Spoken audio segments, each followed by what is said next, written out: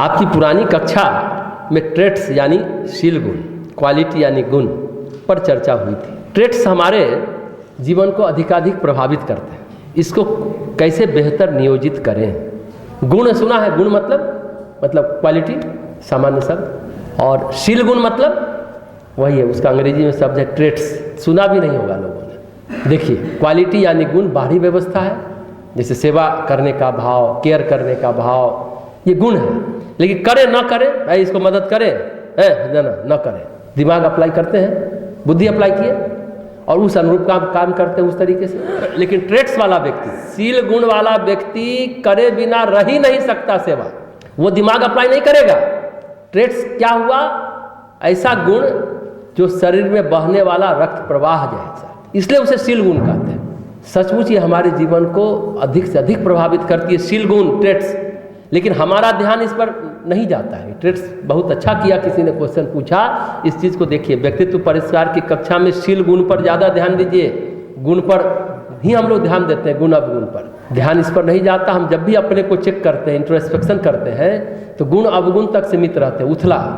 शील गुण जैसा हमने कहा, बहुत लोगों को पता भी नहीं है कि ये क्या है। क्वेश्चन है कि आप इसको कैसे बेहतर ढंग से नियोजित करें।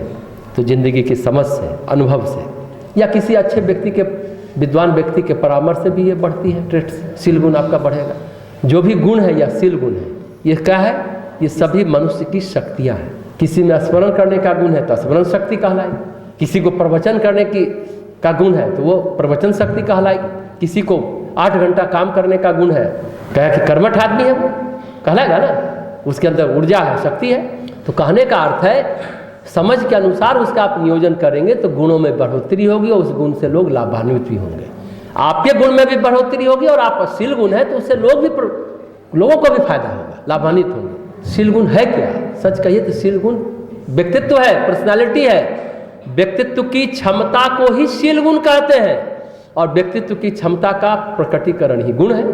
भाई बात समझ में, गुण बाहरी है और शील गुण आंतरिक है। जो भीतर है वही तो बाहर आएगा ना। अरे जो भीतर है वही बाहर दिखेगा।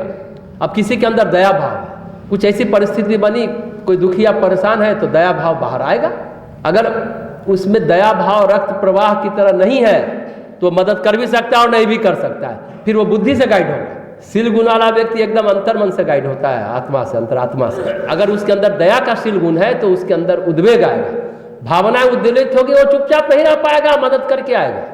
किसी को आप गुण की महिमा से देखो, सदाचार, अहिंसा, मर्यादा, ये गुण को डेवलप करो, तो जरूरी नहीं कि वो आपको सुने, सुने भी तो करे, कोई जरूरी नहीं है। हो सकता है थोड़ी देर के लिए करे, थोड़ी देर के लिए आपकी बात मान ले, फिर छोड़ दे। लेकिन अगर उसके अंदर शील गुण के रूप में अंतर्व्याप्त है, जैसे ही बाहर ऐसी कोई परिस्थिति उत्पन्न हुई, वो प्रकट हो जाएगा। खुद भी शीतल है, दूसरों को भी शीतल कर रहा है, मतलब जिससे आपके गुणों में अभिवृद्धि हो और लोगों को लाभ हो। यही नियोजन है शील गुण का, ट्रेट्स का। क्लियर?